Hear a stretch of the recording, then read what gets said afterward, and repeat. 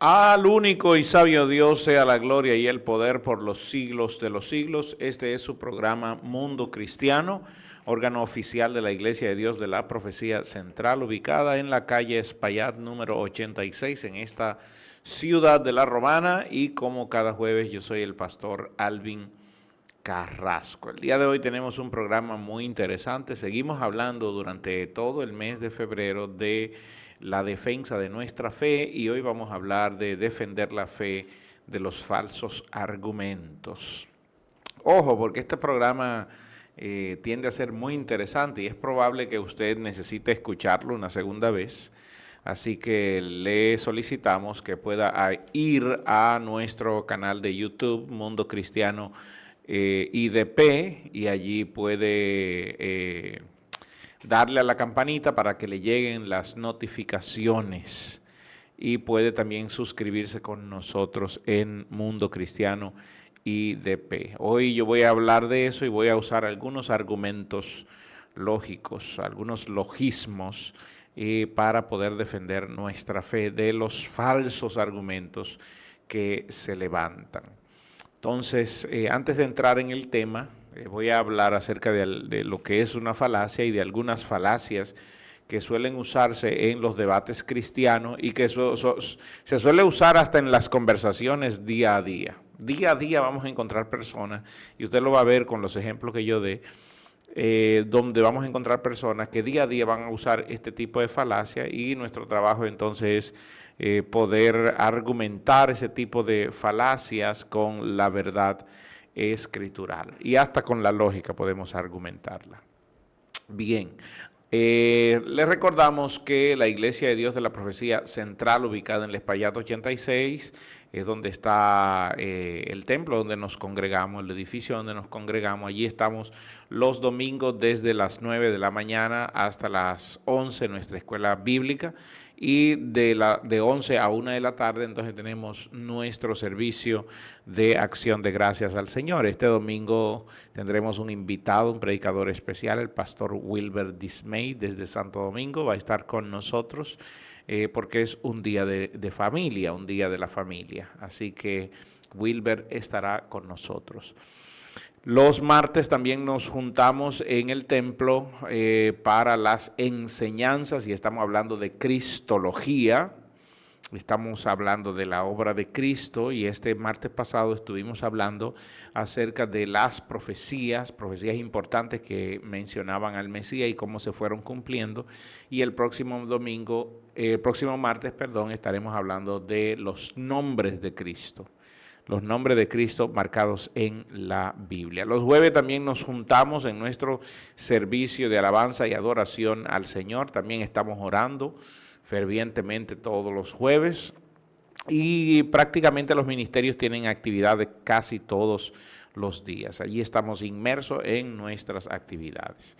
Bien, antes de entrar en el punto, permítame leer lo que dice Judas, apóstol Judas, en el versículo 17 en adelante, del 17 al 23. Judas dice: pero vosotros, amados, recuerde que Judas está haciendo una exposición sobre las falsas doctrinas y sobre los falsos maestros. Y entonces en el versículo 17 dice: pero vosotros, amados, tened memoria de las palabras que antes fueron dichas por los apóstoles de nuestro Señor Jesucristo. Verso 18, los que decían que en el poster tiempo habrá burladores que andarán según sus malvados deseos. Estos son los que causan divisiones, los sensuales que no tienen el Espíritu, pero vosotros, amados, edificados sobre vuestra santísima fe, orando en el Espíritu Santo, conservaos en el amor de Dios, esperando la misericordia de nuestro Señor Jesucristo para vida eterna. Y entonces me gusta esta palabra de Judas, versículo 22, que dice: algunos que dudan, convencedlos. A los que dudan, convencedlos. Y Pedro dice que el que demande razón de vuestra fe, entonces denle razón de su fe. Judas sigue diciendo: a algunos salvad, y esto de salvar es hablándole con mansedumbre la palabra de Dios, hablándole la palabra de Dios, arrebatándolos del fuego, y a otros tened misericordia con temor, aborreciendo aún la ropa contaminada de su carne. Y así es como Judas prácticamente termina su libro, su carta, dando estos consejos y diciéndole a los hermanos: tengan cuidado de los falsos maestros, porque hay muchos falsos maestros que se levantan el día de hoy y que siempre se han levantado a través de la historia de la iglesia, tratando de justificar sus hechos y tratando de justificar su manera de ser. Entonces, ¿cómo se defiende la fe? Y esa es una pregunta que me han hecho en el transcurso de la semana. Pastor, ¿cómo se defiende la fe cuando se traen argumentos, cuando se tiene argumentos que muchas veces son irrefutables? A veces esos argumentos irrefutables, en la mayoría de los casos, se le llama falacias. Son argumentos falaces. Una falacia es un razonamiento que, a pesar de que parece ser un argumento válido, no lo es. Escuche esto. A pesar de que parece ser un argumento válido, no lo es. Es decir, el que no cree en Dios te va a decir: no creo en Dios, y te da una razón, te da un argumento. Y cualquiera que no está empapado puede decir: wow, tú tienes razón, es lógico. Sí, pero es un argumento que parece válido, sin embargo, no lo es. Entonces, una falacia se trata de una línea de razonamiento que es errónea y que las inferencias que se presenten como producto de estas no pueden ser aceptadas. Atención, cristianos. Por eso tenemos que andar preparados para poder defender la fe en la que hemos creído. Independientemente si la conclusión a la que se llega a través de la falacia es verdadera o no, podría serla por pura casualidad. El proceso por el cual se ha llegado a ese defectuoso, porque vulnera al menos una regla lógica. Y entonces vamos a ver qué tipo de falacias son las más comunes usadas. Y comienza con la primera. A esto se le llaman las falacias no formales. Voy a trabajar hoy con las falacias no formales. Más adelante, la próxima semana, voy a trabajar con otro tipo de falacia, pero para que usted lo tenga pendiente. Primero, ojo, hermano, si usted tiene lápiz y papel a mano o puede grabar este programa para reescucharlo y sacar sus notas, puede hacerlo desde ahora. Primero, las falacias no formales. ¿Qué son las falacias no formales? Son aquellas en las que el error de razonamiento tiene que ver con el contenido de las premisas. Te puedo presentar algo que parezca bueno, pero dentro de eso que te estoy presentando estoy poniéndote error. Lo mismo que Satanás hizo con Eva, recuerden.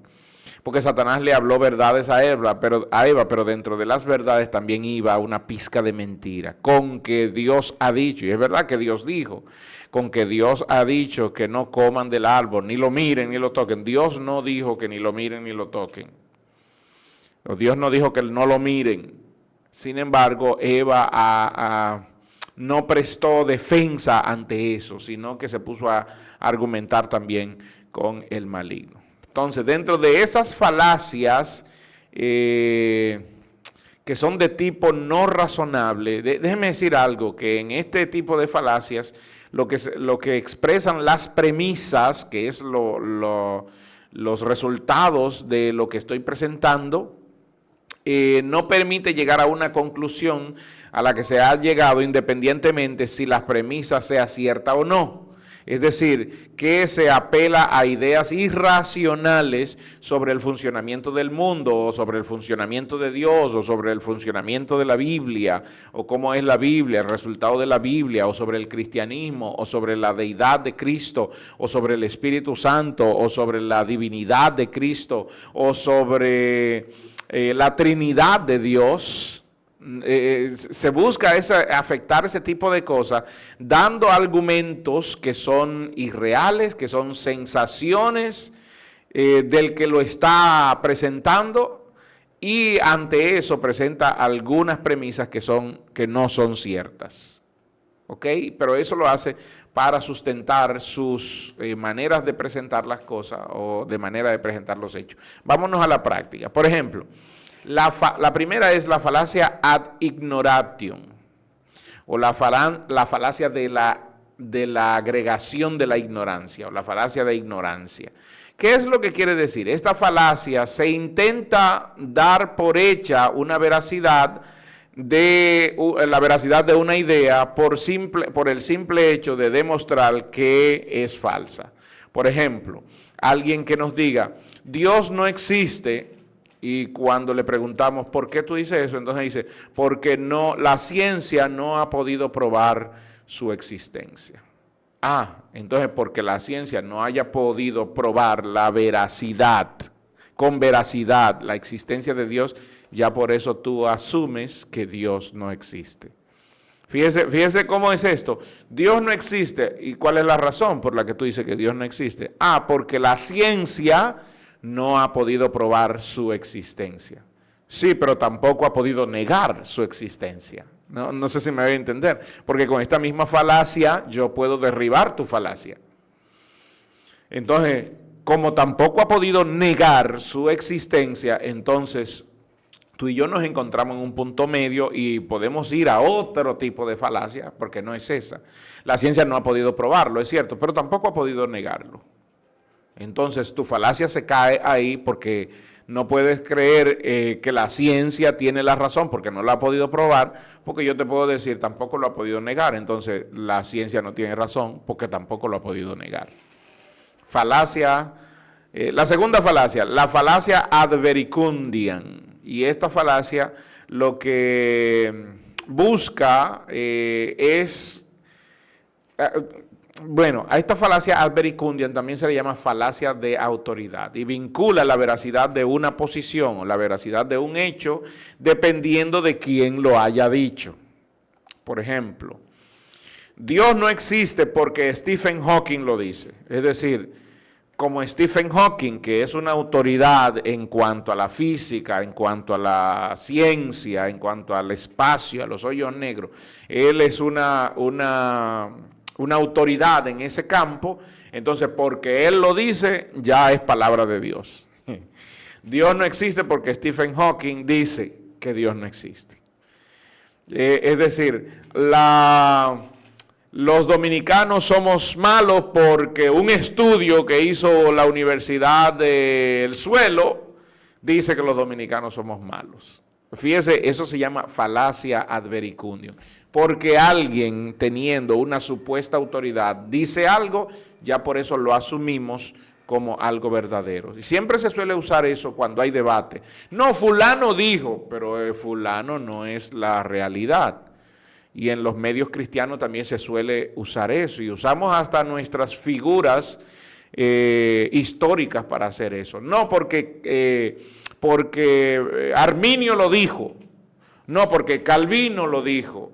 Sí, pero eso es falacia ad verecundiam, porque por el hecho de que Calvino o Arminio o Spurgeon o alguien lo haya dicho, no quiere decir que sea verdad o no. Y eso debemos probarlo. No, porque fulano en su libro lo dijo. No, eso no quiere decir que sea verdad o no lo que estamos discutiendo. Entonces, esto se llama falacia ad verecundiam. Tercer tipo de falacia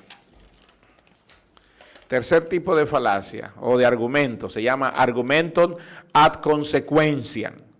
Argumento ad consequentiam o falacia ad consequentiam. Y este tipo de falacia crea la idea o da una validez o no a una idea por el hecho de que resulta deseable o indeseable. Por ejemplo, es decir, una idea es aceptada o no en una sociedad porque le gusta a la sociedad o porque no le gusta a la sociedad. Por ejemplo, el matrimonio homosexual debe aprobarse. Y aquí se va a las consecuencias. Ok, a la sociedad le gusta, por ejemplo, a la sociedad le gusta el azúcar porque ellos se deleitan. Es decir, el hecho de decir, lo que doy es la consecuencia. ¿Cuál es la consecuencia? Ellos se deleitan, a ellos les encanta el azúcar. Pero eso no quiere decir que el azúcar sea buena. No, pero si no es buena, entonces no se puede sacar porque a la sociedad le encanta. Lo mismo que pasa con esto. Por ejemplo, el matrimonio homosexual debe aprobarse, porque de no hacerse, entonces esto traería graves consecuencias a la sociedad y estaríamos retrocediendo. Eso se llama argumento ad consequentiam. Eso no es una veracidad, no es una verdad, es una falacia. Porque en el transcurso de la historia no ha pasado nada y no se ha aprobado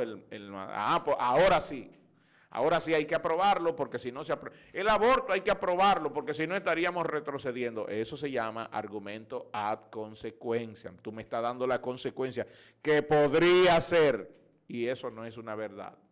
Porque en todo este tiempo de historia republicana que tenemos no se ha aprobado y no ha habido consecuencias. No sé si me doy a entender con esto. Déjeme avanzar rapidito.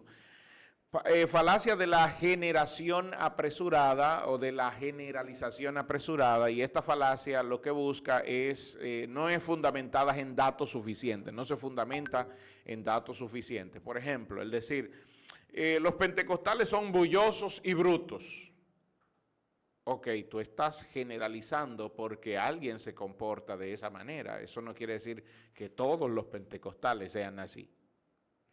O los cristianos son estúpidos. ¿Y por qué? Porque ellos creen en un Dios que no existe, según tú. Pero estás generalizando porque los cristianos también tienen unas posturas lógicas y tienen argumentos lógicos que pueden defender sus posturas, y dentro de las iglesias cristianas hay muchos profesionales de diversos campos. Hay científicos, hay médicos, hay defensores, gente con doctorado, con maestría. Entonces, no puedes hacer una generalización apresurada porque tú te lo imaginas así. La próxima es la falacia anecdótica, y la falacia anecdótica es un grupo de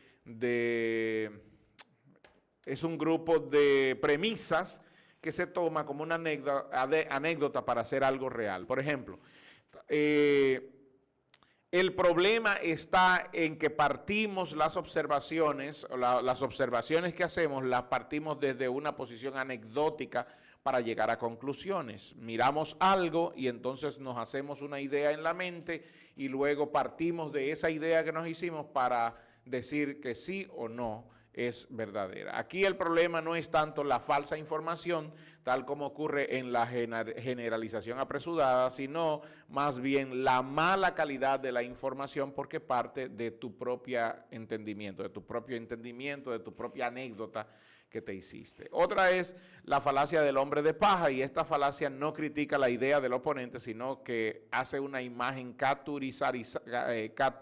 caricaturizada de esta idea para manipular. Es, por ejemplo, que yo digo, Cristo es real porque Cristo me salvó, y alguien entonces que está de la otra posición, que no cree en Cristo, que no ha recibido a Cristo como Salvador, dice, entonces lo que tú quieres decir, no, lo que yo quiero decir fue lo que dije.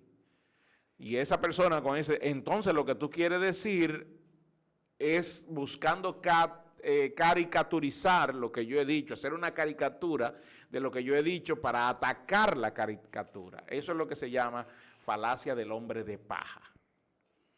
Falacia del hombre de paja. Y ataca la caricatura y no ataca el argumento correcto. Otra falacia es la falacia post hoc, que quiere decir eso, post hoc ergo poster hoc, que quiere decir después de esto, por tanto, a causa de esto. Y es una falacia que da por sentado un fenómeno ocurre después de otro. Por ejemplo, Dios es malo porque todo lo que hay en este mundo es malo. Las guerras, el hambre, los homicidios, el asalto, los atracos, todo eso es malo. Por lo tanto, quien creó eso es un Dios malo. Esto es una falacia post ergo. Por el hecho de que el hombre se comporte como malo, no quiere decir que Dios sea malo. Dios es bueno, siempre será bueno, pero no atacan el argumento de que el hombre es el que abrazó la maldad antes que a Dios. No atacan ese hecho, no, atacan de que Dios es malo y todo eso ocurre porque Dios es malo. No, todo eso ocurre porque el hombre es malo.